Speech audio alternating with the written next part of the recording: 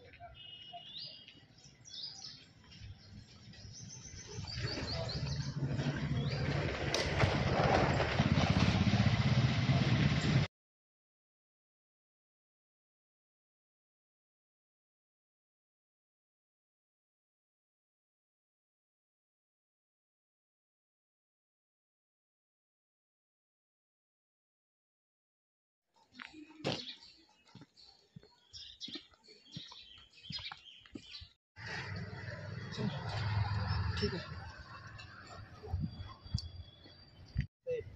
Collector साहेब यांना अर्ज केलेला आहे की परमेश्वर पांडुरंग शिवलकर, मी बेंबळी पोलीस स्टेशनला अवैध व्यवसाय बंद करण्यासाठी अर्ज देऊन 1 महिना झालं. मग 1 महिना वाट पाहिली मी, कुठेच अवैध धंद्याला परिणाम झालेला नाही.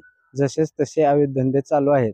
म्हणून मी स्वतः धाराशिवचे जिल्हाधिकारी साहेब आणि SP साहेबांना अवैध धंदे बंद झालेले नाहीत म्हणून अर्ज दाखल केलेला आहे की कुठेतरी त्यांनी लक्ष देऊन ग्रामीण भागातील अवैध धंदे बंद करावे, ही मायबाप शासनाकडे विनंती करून मागणी करतो. कुठेतरी आळा घालावा. काय काय अवैध धंदे चालू आहेत? मटका चालू आहे, दारू चालू आहे आणि ही किराणा दुकानात बी चालू आहे. कुठं बी फिरेल तिथं चालू आहे आणि त्याच्यावर कुठं टपरी हे असे बरेच ठिकाणी अवैध धंदे चालू आहेत. त्याच्यामुळं कुठंतरी आळा बसावा आणि अवैध धंदे थांबावे, माझी ही गरिबाची मागणी आहे. आणि अवैध धंद्यामुळे नुकसान, लहान लेकरं किराणाला गेले की वळण पडत चाललेलं आहे. जेणेकरून माझं आयुष्य तर वाटोळं झालं, पण इथून येणाऱ्या लहान लेकरांच्या आयुष्याला कुठंतरी सुधारणा बसावी. ग्रामीण भागातला गरीब भाग असतं आणि गरीब भागाचा जर अवैध व्यवसायातून पिळवणूक होऊन जर पैसा जर बाहेर जात असेल तर घरावरती बी परिणाम होलेला आहे. दारूच्या व्यवसायामुळे घरावरती परिणाम, घरी लेडीजना त्रास, दारू पिऊन जेंट्स लोक हे ते करतात. त्याच्यामुळे कुठंतरी ही थांबावं म्हणून मी सगळा विचार करून मी स्वतः आवाज उचललेला आहे.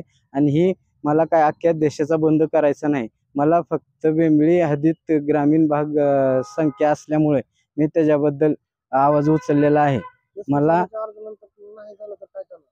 मग मी कलेक्टर साहेबाला आमरण उपोषणाचं आंदोलन टाकून, नाही त्यात काय पर्याय झाला तर मला आत्मदहन करून माझ्या ह्या चालण्याला जे अवैध धंदा बंद करतोय ते कुठंतरी बंद होण्यासाठी मला आत्मदहन जरी करावं लागलं तरी मी स्वतः तयार आहे. कारण की ह्या अवैध धंदा बंद करण्यासाठी मी स्वतः एकटा लढतोय.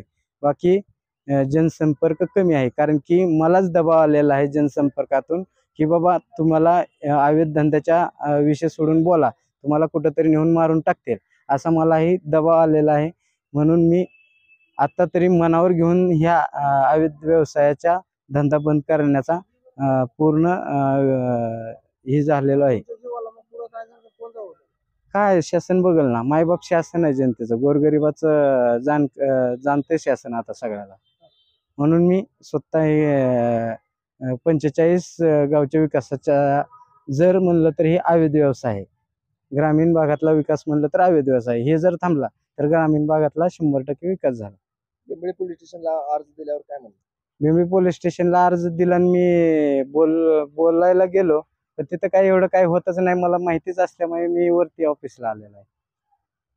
ताज्या आणि नवनवीन घडामोडी पाहण्यासाठी आजच आमच्या फास्ट न्यूज महाराष्ट्रला लाईक करा, सबस्क्राईब करा आणि बेल आयकॉन प्रेस करा.